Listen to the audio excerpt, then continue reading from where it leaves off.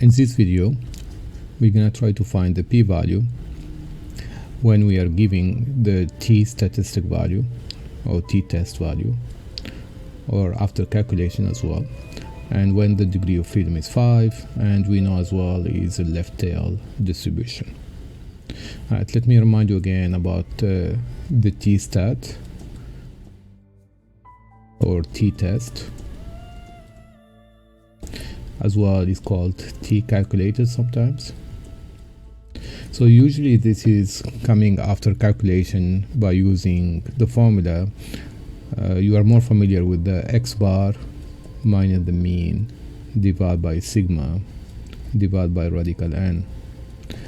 Alright, I have to say that this is not the only formula. There are other formulas, and every time you change the scenario, usually the formula changes as well. And now again, the best way to do this is to graph it.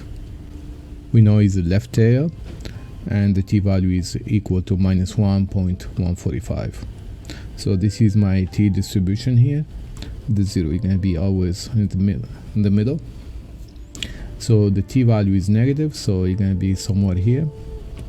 T-stat, it can be minus 1.145. So this value, if I raise the vertical line, I'm gonna get a tail on the left side, and the area under this tail is gonna be my p-value. So notice here that because we are having a left tail, the totality of the p-value is going to be in here, in this area.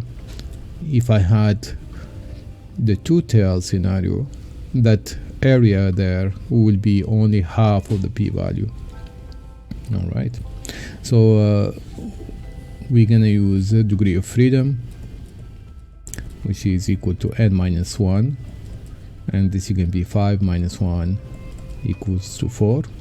So then we're going to go to 4, line 4 here. Let me zoom in, and I want to figure out the value 1.145. Remember, is although it is negative here, I'm going to look only for the positive value. So on the table here, I'm going to follow.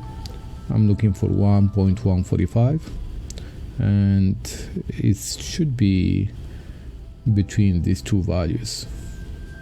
So you see here 0.941 and between 1.190. I know it's closer to 1.90, so it can be closer to this side, but anyways, the t value is in between here, and that is gonna make it the p value that I'm looking for is right here. Remember, if you are only one tail, so you're gonna use the one tail here, don't use the two tails, and the p value should be between 0.2 and 0.15. So the t-stat is between 0.941 and 1.190. All right, so again it's 1.145, and that makes the p-value in between these two values, 0.20 and 0.15. So make sure that you put them in order. So usually they are not in order, so this is going to be 0.15 here and 0.2 right here, and that's basically it, right? So this is your final answer.